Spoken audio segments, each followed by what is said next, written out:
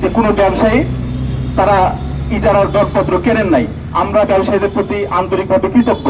তবে আপনি যেটা বলেছেন যে আমাদের নেক্সট কর্মসূচিটা কি, আমাদের নেক্সট কর্মসূচিটা হলো যে এখন যারা ইজারা নিয়ে রেখেছেন তাদের ইজারার মেয়াদ আগামী 30শে জুন শেষ হবে। 1 জুলাই থেকে সরকার খাস কালেকশনে যাবে, অর্থাৎ প্রশাসন নিজ উদ্যোগেই টোল আদায় করা শুরু করবে।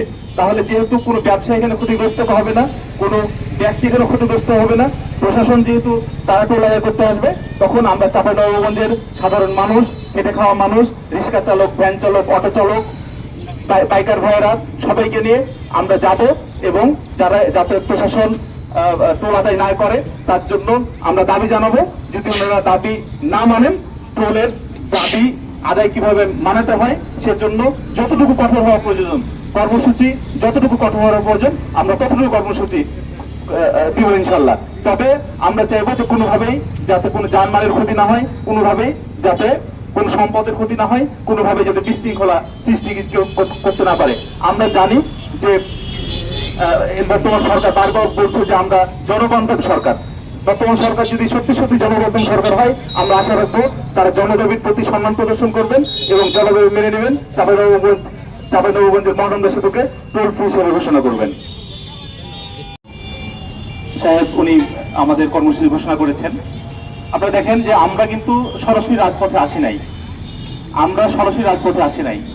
আমরা প্রথমে জেলা প্রশাসক মহোদয় এবং সড়ক ও জনপদে যিনি এক্সচেঞ্জ রয়েছে, নির্বাহী প্রকৌশলী রয়েছে, তার সাথে আমরা দেখা করেছি। আমরা স্মারকলিপি দিয়ে সাধারণ সম্পাদক ইকবাল আহমেদ ভাই উপস্থিত আছেন, চাঁপাইনবাবগঞ্জ সিএনজি মিশুক মঞ্চে আসন গ্রহণ করেছেন জনাব অ্যাডভোকেট ইলেকট্রিক অ্যাসোসিয়েশন আসন গ্রহণ করেছেন।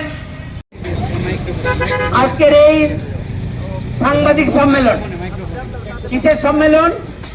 এই বিশিষ্ট ক্যাপ্টেন মহিউদ্দিন জাহাঙ্গীর সেতু টোল মুক্ত করার দাবিতে সাংবাদিক সম্মেলন। দাবি বিবেচনা করে দ্রুত সেতুটি টোল মুক্ত ঘোষণা করবেন।